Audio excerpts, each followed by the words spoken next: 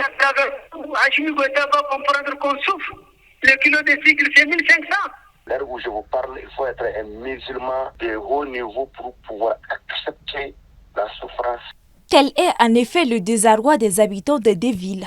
7 jours, 168 heures, voire même plus sans électricité, voilà ce que vivent les populations de Gao. Une situation plus que compliquée pour les Gaois et qui devient insupportable surtout pendant ce mois de Ramadan. Contactés ce vendredi, plusieurs de nos sources déplorent la situation et demandent une solution rapide.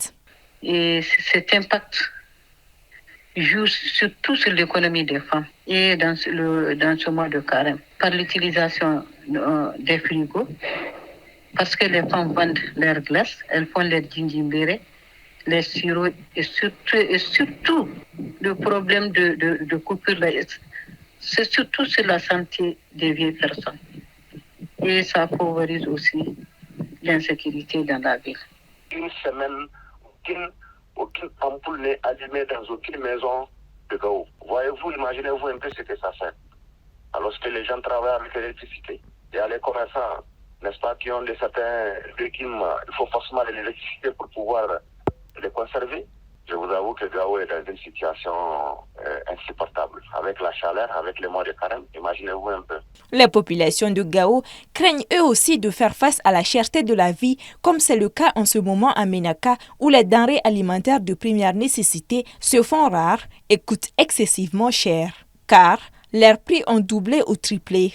Selon nos informations, les kilos de sucre est cédé à 1500 francs, voire 2000 francs CFA. Les dates qui sont plus que recommandées en ce mois de Ramadan sont introuvables selon notre source. Parce qu'aujourd'hui à Menaka, la vie est extrêmement chère. Tout est cher. Les denrées de première nécessité qu'on appelle les denrées alimentaires sont même introuvables sur le marché. Par exemple, le 50 kg de mil à Menaka, ça varie entre 50 à 60 000, le 50 kg. À Menaka, le 25 kg de riz varie aujourd'hui à 27 500, voire 31 000. Le sucre, le 1 kg de sucre à Menaka varie entre 1300 francs, 1500, voire 2000 francs. À Bamako, vous parlez de délestage par rapport à l'électricité. À Menaka, il y a plus de 3 mois, il n'y a même pas de courant. Heureusement, les gens nous vendent la glace au moins à 150, mais c'est les petits châssis d'Apiawata que tu connais qui se vendent à Bamako à 25 francs.